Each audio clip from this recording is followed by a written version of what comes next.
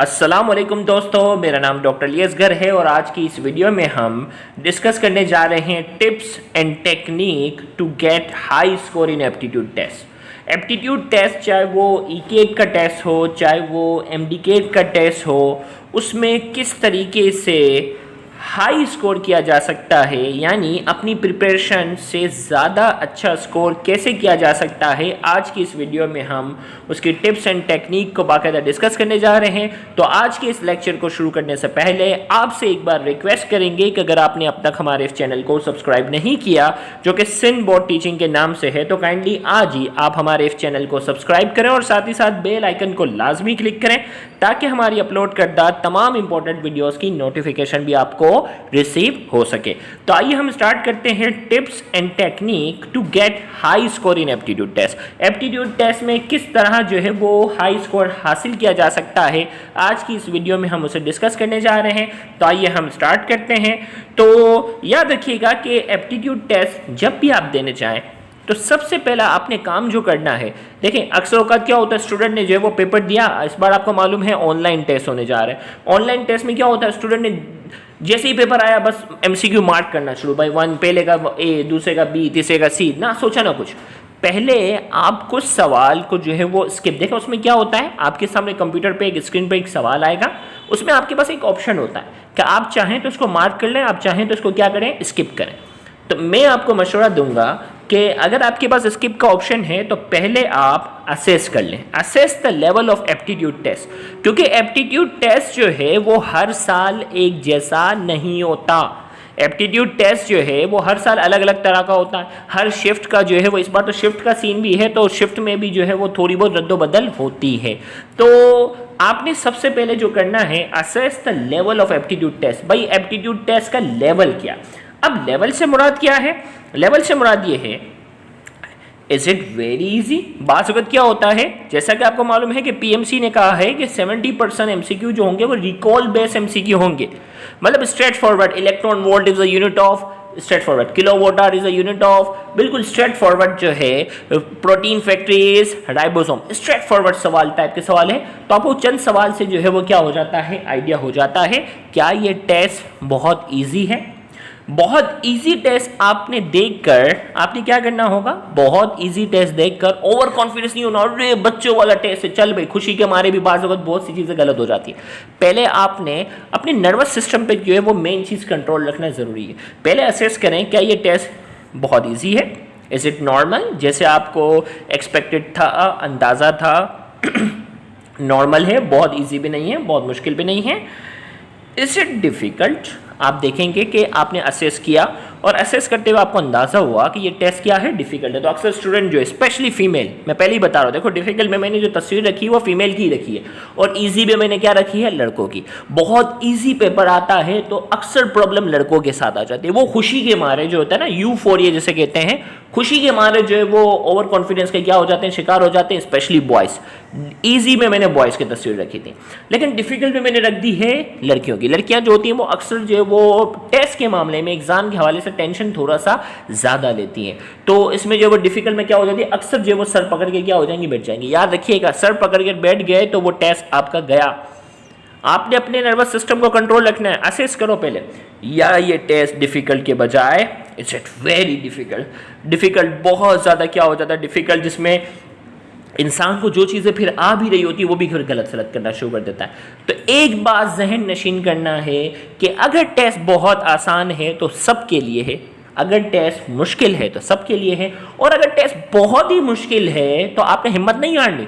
याद रखिएगा, specially cricket match में आपने देखा होगा कभी कभार पिच जो होती है वो ख़राब होती है। पिच जो ख़राब होती है तो विकेटें जो होती है वो बैटिंग लाइन वालों की बहुत जल्दी गिरना शुरू जाती है। तो एक बात याद रखना, पिच खराब है तो दोनों टीम के लिए।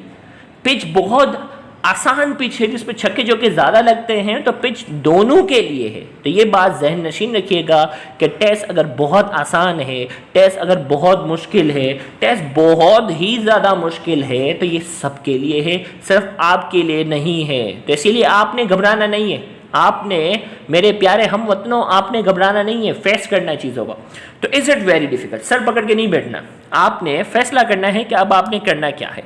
तो एक तो आपने सबसे पहले असेस कर लिया कि भाई डिफिकल्ट है या नहीं है, बहुत डिफिकल्ट है। अब मैं आपको थोड़ा सा आपको मोरल बढ़ाने के लिए मैं आपको थोड़ा पास रिव्यू करवाता हूँ। स्पेशली जो मेरे पास डेटा है वो सिंध की बात करूंगा। किसकी बात करूंगा? सिंध स्पेशली क्योंकि हम कराची से ताल्लुक रखते हैं, तो कराची वाले बच्चों का जो है वो हमें डेटा मालूम होता है कि लास्ट एडमिशन किन किन परसेंटेजेस पर हुआ। तो पास रिव्यू करके मैं आपको थोड़ा सा रिकॉल करता हूँ कि हर साल मेडिकल कॉलेज में जो एडमिशन होता है वो सेम परसेंटेज पर नहीं होता। बच्चे पूछते हैं सर लास्ट टाइम एडमिशन कितनी परसेंटेज पे हुआ था, डाउ के लिए कितनी परसेंटेज चाहिए होती है, एसएमसी के लिए कितनी परसेंटेज चाहिए होती है? ऐसा नहीं है।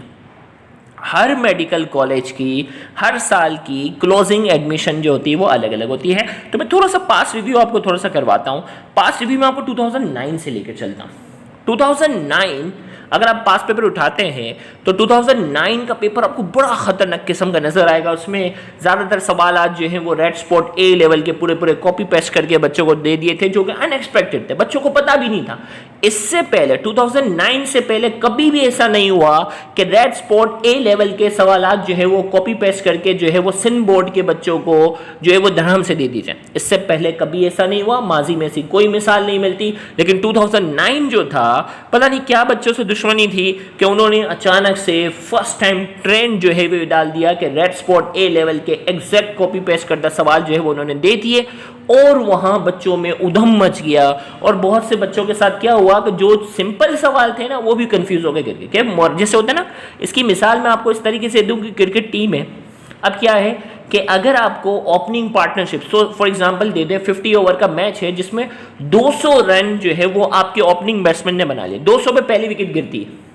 अब आप ऐसा जो है वो सेकंड जो है वो मतलब वन डाउन बैट्समैन जो है, मतलब थर्ड बैट्समैन जो होता है एक विकेट गिरने के बाद जो जाता है, आप जा रहे हो तो आपका मोरल बड़ा हाई होगा और आप बॉलर से घबरा नहीं रहोगे और आप अच्छे से शॉट खेलोगे। लेकिन अगर आप सोचो कि 5 रन पे 4 विकेटें गिर जाती हैं, 5 रन पर 4 विकेटें गिर जाती हैं और आप जो है वो 5th down 4th down batsman जो है वो बनकर अगर आप जाते हो तो आपके ऊपर कितना प्रेशर होगा कि 5 रन पे 4 विकेटें जो है वो गिर चुकी है और आपका बैट भी जो होगा ना कांपना शुरू हो जाएगा, आपके हाथ जो है ना कांप रहे होंगे और बॉलर आपको डरावनी सी जो है वो सिचुएशन में नजर आ रहा होगा। तो इन चीज़ों को समझना है आपने। तो यही चीज़ 2009 में हुई बच्चों के सामने, जब रेड स्पॉट ए लेवल के सवाल आना शुरू हो गए तो इसमें वो सवाल जो बिल्कुल स्ट्रेट फॉरवर्ड सवाल थे, रिकॉल बेस्ड सवाल थे, बच्चों ने वो भी गलत सलत करना शुरू कर दिए। नेट रिजल्ट क्या हुआ कि लास्ट एडमिशन 2009 में अगर आप यहाँ स्क्रीन पे देख सकते हैं तो 69% पर लास्ट एडमिशन गया था। पूरे सिंध के बच्चों का जो है वो हाल इतना बुरा हुआ था और पेपर बनाने वाले ने पता नहीं क्या दुश्मनी निकाली थी। स्पेशली तो 2009 कराची बोर्ड का आप जरूर, कराची वालों का जो टेस्ट हुआ था एनटीएस ने जो कंडक्ट किया था वो जरूर देखिएगा। फिर 2010 में टेस्ट दरमियाना था, 2009 से इजी था लेकिन बहुत ज़्यादा इजी नहीं था। क्लोजिंग परसेंटेज कितनी थी? क्लोजिंग परसेंटेज जो थी वो 72% थी। क्लोजिंग परसेंटेज कितनी थी? 72% थी। उसमें पास में रिकॉर्ड में हमारे जो इंस्टीट्यूट से जो है वो प्रीवियस इंस्टीट्यूट में जहां मैं पढ़ाया करता था वहां एक स्टूडेंट जो थी उसकी 16 पोजीशन आई थी और उनका स्कोर था 88.2%। 88.2% उनका जो है वो स्कोर था और 88.2% स्कोर पर उन्होंने कराची भर में 16वीं पोजीशन जो है वो क्या की थी? हासिल की थी। तो ये आपको पोजीशन का भी डेटा बता रहे हैं। तो क्लोजिंग परसेंटेज जो थी वो 72 थी। 2011 में टेस्ट जो है वो 2010 के मुकाबले में थोड़ा और आसान हो गया। मैंने पहले ही कहा था टेस्ट आसान है तो सबके लिए, टेस्ट मुश्किल है तो सबके लिए। तो 2011 में टेस्ट थोड़ा आसान हो गया। क्लोजिंग परसेंटेज कहां चलेगी? क्लोजिंग परसेंटेज चलेगी 78% जो थी वो क्लोजिंग थी। और इसमें एक स्टूडेंट ने 89.6 स्कोर किया था एग्रीगेट, सब कुछ मिलाकर जो उसका स्कोर था 89.6 था और उसकी कराची में कितनी पोजीशन थी? 25th। 25वीं पोजीशन जो थी उसकी कराची भर में थी और उसका एग्रीगेट स्कोर जो था वो 89.6% स्कोर था। फर्क नजर आ रहा है? 88 2010 में बच्चा कितना सर क्लोजिंग परसेंटेज क्या थी? तो 72 का जिसने माइंड बनाया होगा 73, 74, 75, 76, 77 उन बच्चों का भी एडमिशन हुआ, क्लोजिंग 78 पे चलेगी। समझ में आ रही बात? और वो स्टूडेंट जिसने 2010 में 88 स्कोर किया था उसकी कराची में 16वीं पोजीशन बन गई। लेकिन जिसने 89.6 स्कोर 2011 में किया उसकी कराची भर में कितनी बनी? 25वीं पोजीशन। क्यों 25वीं? 88 वाले को 16वीं पोजीशन मिल रही है और 89 वाले को 25वीं। तो दोनों साल के पेपर में क्या था? फर्क था। 2010 का पेपर 2011 के मुकाबले में थोड़ा सा डिफिकल्ट था। इसी तरीके से 2012 में पेपर और आसान हुआ और 2012 में जो है वो 79% जो थी वो क्लोजिंग परसेंटेज थी। 2013 में अब तक की तारीख का सबसे मुश्किल तरीन पेपर था, अब तक की तारीख का सबसे मुश्किल तरीन पेपर था और इसमें क्लोजिंग परसेंटेज 68% थी। और रेड स्पॉट, गौर सुनिएगा, इसमें भी रेड स्पॉट ए लेवल के सवालात जो है वो एग्जैक्ट कॉपी करके दे दिए। अब जो पीएमसी ने क्राइटेरिया बनाया ना उसमें स्टैंडर्ड है, मैं आपको ये बता दूं पॉजिटिव बात है, स्टैंडर्ड है, सिलेबस भी दे रहे हैं, टॉपिक्स भी दे रहे हैं, सैंपल एमसीक्यू भी बता रहे हैं आपको, हर चीज। इससे पहले ना कोई सिलेबस था, इससे पहले ना कोई सैंपल क्वेश्चंस थे, जो दिल में चाहे मर्जी है कि किसी साल बहुत आसान पेपर बना दो, किसी साल रेड स्पॉट ए लेवल के पूरे सवाल दे दो। बच्चों का कोई कुछ पता नहीं था, टेस्ट जो है वो अपनी मनमानी पर जो है वो बनाया जाता था। लेकिन अब पीएमसी आ गया है, फिर भी जो है वो चीज़ों को स्टैंडर्डाइज करने की कोशिश की जा रही है, पहले से स्टूडेंट को उसके लेवल के बारे में आइडिया दी जा रही है। तो 68% क्लोजिंग थी, रेड स्पॉट ए लेवल के पूरे पूरे सवाल को भी पेश करके सिंध बोर्ड के बच्चों को दे दिए गए। और याद रखिएगा उसमें क्लोजिंग परसेंटेज 68 हो गई और एक स्टूडेंट ने वहां स्कोर किया था 84.3%, 84.3 इसका स्कोर था। और कराची भर में उसकी जो पोजीशन थी, कराची भर में उसकी जो पोजीशन थी वो कितनी थी? 13 पोजीशन इसकी थी। अब देख लो भाई, 88 वाले की 16 पोजीशन, 89 वाले की 25 पोजीशन और 84 वाले की 13 पोजीशन। फर्क पता चल रहा है? पेपर के लेवल की बात हो रही है। 2014 में पेपर फिर जो उन्होंने थोड़ा सा मॉडरेट किया, 73% क्लोजिंग थी। फर्स्ट पोजीशन इसमें जो है वो हमारी स्टूडेंट ने जो इसमें हासिल की थी 91.5% जो थी वो उस स्टूडेंट की थी और उसका स्कोर था और वो पूरे कराची की सबसे हाईएस्ट स्कोर था और उसकी पूरा मेरिट नंबर 1 बना था। 2015 की अगर हम बात करने जा रहे हैं, 2015 में क्लोजिंग परसेंटेज जो थी वो 80% थी और 2015 के बाद एक ट्रेंड बन गया कि पेपर को बहुत ज्यादा मुश्किल फिर नहीं किया जाता था। 2016 में 83, 70 में, अब देखो ये अप्रोक्सीमेट लिखिए, 2016 में 83%, 2017 में 82% के आसपास, 2018, 19, 20 और 21 इन तमाम में जो है वो 80 के अबव जो है वो क्लोजिंग परसेंटेज होना शुरू हुई।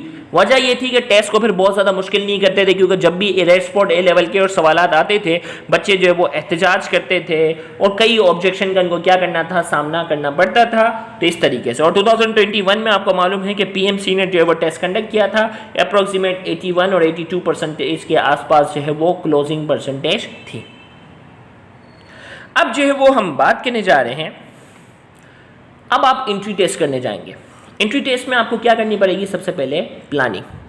अब प्लानिंग आप बोलेंगे सर क्या प्लानिंग करनी है? देखें भाई, अगर आप एंट्री टेस्ट देने से पहले अगर आपने किसी किस्म की कोई प्लानिंग नहीं की तो आप ये समझ जाएं, अगर आपने कोई प्लानिंग नहीं की तो ये बात मैं आपको पहले ही बता दूं कि आपकी बहुत ज़्यादा अच्छी तैयारी होने के बावजूद भी आपका स्कोर बहुत कम आएगा। आपने अक्सर देखा होगा किसी स्टूडेंट की तैयारी बहुत अच्छी होती है लेकिन फाइनल एंट्री टेस्ट के अंदर उसका स्कोर बहुत ही बेकार आता है। तो उसकी वजह क्या होती है? Lack of planning. अब आप बोलेंगे सर आप थोड़ा सा बताएं कि ये प्लानिंग होती क्या है? प्लानिंग सबसे पहले आपके माइंड में होना चाहिए, प्लानिंग में सबसे पहली चीज़ आपको पैटर्न पता होना चाहिए। आपको पैटर्न पता होना चाहिए और पैटर्न उम्मीद है कि इस मरतबा पीएमसी ने पैटर्न पहले से अच्छे से बता दिया कि भाई आपके सामने इंग्लिश के 20 सवाल होंगे, फिजिक्स के 56, केमिस्ट्री के 56, बायोलॉजी के 68 और लॉजिकल रीजनिंग भी इस बार शामिल किए गए हैं 10 मार्क्स। टोटल मिलाकर 210 एमसीक्यू है। टोटल मिलाकर कितने एमसीक्यू हैं? 210 एमसीक्यू हैं और ये आपने अटेम्प्ट करने जाने हैं और कितने घंटे में करने हैं? 3.5 घंटे में। 210 एमसीक्यू आपने 3.5 घंटे में करने हैं। ये आपकी टाइम मैनेजमेंट आपको मालूम होनी चाहिए कि भाई मुझे 210 एमसीक्यू करने के लिए 3.5 घंटे जो हैं वो मेरे पास है। ये आपके माइंड में एक प्लानिंग आ गई।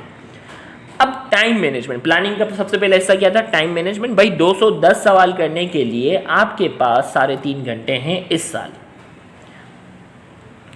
अब प्लानिंग का जो दूसरा हिस्सा होगा, choose the subject first in which you are more efficient. आप जिसमें ज्यादा एफिशिएंट हैं, अगर आपके पास, देखें भाई पीएमसी ने अगर ऐसा ऑप्शन नहीं दिया तो फिर तो एक मजबूरी हो गई, लेकिन अगर आपके पास फाइनल पेपर जब आप देने जाते हो इसमें आपके पास ऑप्शन है क्या आप फिजिक्स पहले करना चाह रहे हैं, केमिस्ट्री पहले करना चाह रहे हैं, बायोलॉजी, इंग्लिश या लॉजिकल रीजनिंग? इस टाइप का अगर आपके पास ऑप्शन आता है तो आपने सबसे पहले क्या करना होगा, choose the subject first in which you are more efficient. आपने वो सब्जेक्ट पहले सेलेक्ट करना है जिसमें आप एफिशिएंट हैं। अब आप बोलेंगे सर क्यों, इसकी क्या वजह है? इसकी वजह मैं आपको समझाता हूँ। अगर आप जिसमें एफिशिएंट हैं तो उसके उम्मीद है कि आप उसके एमसीक्यू भी ज़्यादा सही करेंगे और ज़्यादा खुशी खुशी करेंगे, इससे मोराल बढ़ेगा। अगर आप मिसाल के तौर पर एक स्टूडेंट है बायोलॉजी में ज़्यादा एफिशिएंट है, उसने बायोलॉजी का पोर्शन पहले क्लिक किया और बायोलॉजी के सवालात जो है वो सॉल्व करना शुरू हुआ और मान लो कि बायोलॉजी के 90% क्वेश्चन उसको आ रहे थे, तो उसका मोराल क्या हो गया, मोराल उसका हाई हो गया और कॉन्फिडेंस लेवल बिल्डअप हो गया और अब वो कॉन्फिडेंटली दूसरे सेक्शन पे क्या हो सकता है, बढ़ सकता है। लेकिन अगर आपने कोई ऐसा सेक्शन अटेंड कर लिया जिसमें आप एफिशिएंट नहीं हो, मान लो एक स्टूडेंट है फिजिक्स में बहुत कमजोर और उसने डायरेक्ट फिजिक्स का पोर्शन ओपन कर लिया और कैलकुलेशन तरह तरह की थी, ग्राफ तरह तरह के थे जो उसको आते ही नहीं थे, और उसने क्या कर लिया, सर पकड़ के क्या हो गया, वो सर पकड़ कर वो बैठ गया। अब उसको समझ ही नहीं आ रहा, कि क्या करना है क्या नहीं करना, और जो चीज़ें आ रही थी बायोलॉजी में वो एफिशिएंट था लेकिन उसका मोरल इतना डाउन हो चुका था जैसे कि अब उसको कुछ आ ही नहीं रहा। वही उसी तरह के स्टार्टिंग में वही क्रिकेट टीम है, स्टार्टिंग में विकेटें 4-5 गिर जाती है तो पूरी टीम बैठ जाती है। और अगर स्टार्टिंग में ओपनर जो होते हैं वो अच्छा खेलते हैं, आपने देखा होगा ओपनिंग पर हमेशा सबसे बेहतरीन बैट्समैन को, टीम का जो सबसे बेहतरीन बैट्समैन होता है आपने देखा होगा सबसे पहले ओपनिंग पर उसी को भेजा जाता है।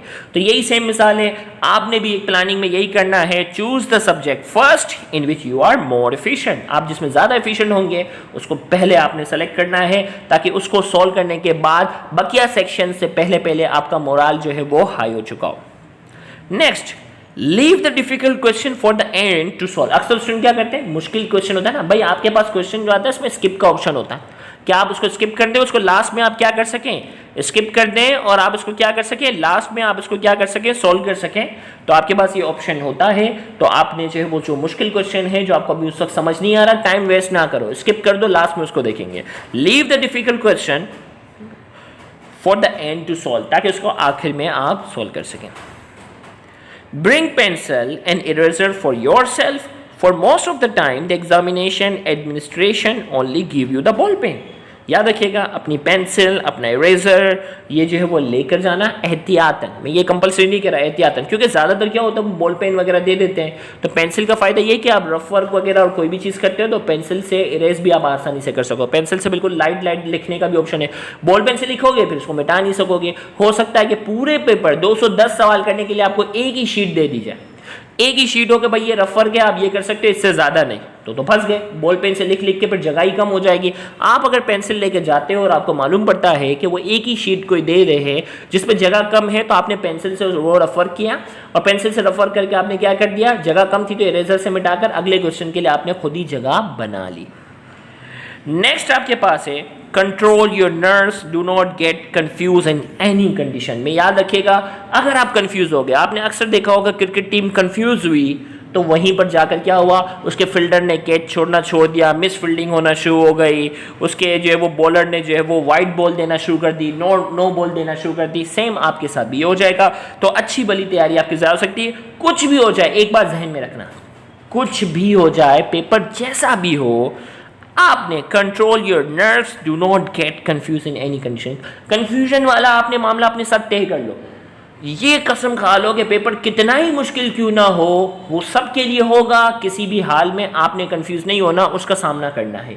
तो अगर आपका मोरल है तो इंशाल्लाह आपकी परफॉर्मेंस भी दूसरों के मुकाबले में ज़्यादा अच्छी होगी। Take your moral so high that you will clear the test easily. You are better than other. Do not judge the people by their faces, their attitude. आप जब टेस्ट में जाते हो ना, फाइनल पेपर में क्या होता है, एक दूसरे को देखते हो, यार ये फलां जो है, स्पेशली लड़कों के साथ क्या होता है, लड़कियों को जब देखते हैं ना तो वो टेंशन में आते हैं, लड़कियां तो ज़्यादा पढ़ती हैं, लड़कियां तो ज़्यादा रट्टा मारती हैं, उनकी तो तैयारी बहुत अच्छी होगी, स्पेशली प्री मेडिकल में, कि भाई हमारा कैसे एडमिशन होगा, ऐसा नहीं। और तो सेम जो है आपने अपना मोरल हाई रखना है, मोरल हाई रखना है और ऐसा हाई होना चाहिए कि यार भाई टेस्ट देने जाना है और टेस्ट अब किसी भी हाल में एनी हाउ मैं क्लियर करके बताऊंगा।